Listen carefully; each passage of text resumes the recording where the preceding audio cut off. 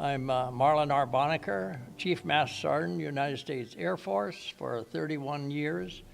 And I was originally from Iowa, but I went into the service from Oregon after working in the shipyards when the war broke out.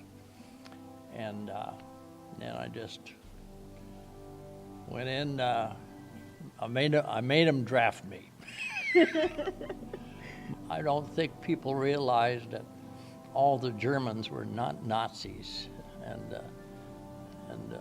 so, you know, they tried to help me, and others meant no harm. Well, they got me to a POW camp, got us to the POW camp, and I was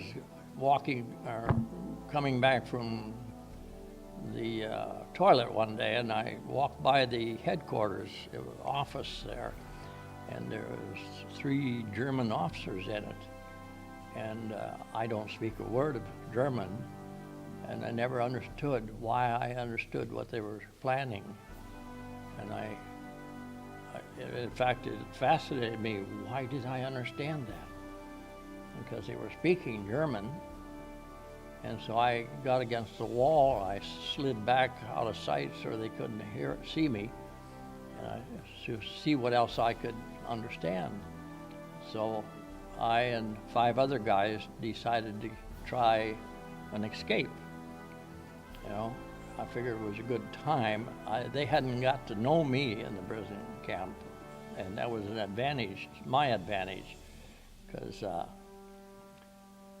I didn't want them to get to know me.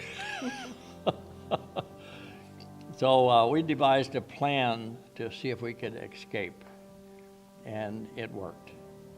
And they knew we were missing. There were 6 of us missing, and a guard would come back into the room. Twice he came in, and I was from me to you from him, and he couldn't see me. The beds were so low to the ground because they were 3 high. And there were only this much room on the under the bottom one, so I couldn't even turn my head up, and you couldn't take a deep breath. You'd raise the bunks. I don't know what they would have done to us if they caught us, but we'd probably just gone with the rest of them. And I don't know when they were released.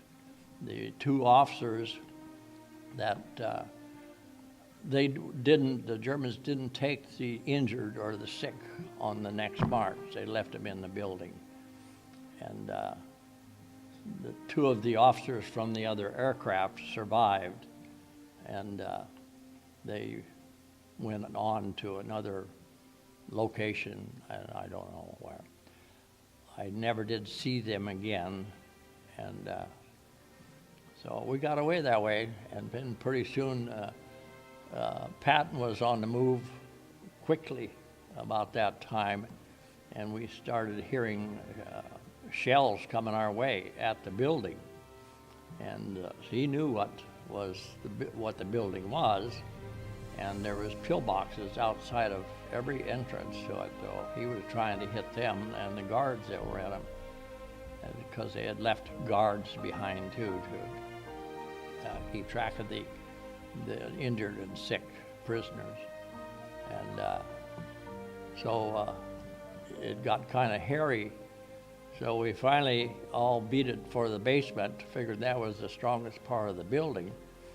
And he blew the roof off, was one of them.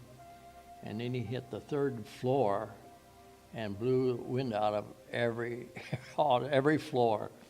And the glass was just every place, coming down the stairway and every place. So, but we got away that way. When he finally took over the town, we didn't know who was out there. And so finally a British guy had been prisoner for several months, maybe a couple of years. And he took charge of everything. And I was just a short ways from him.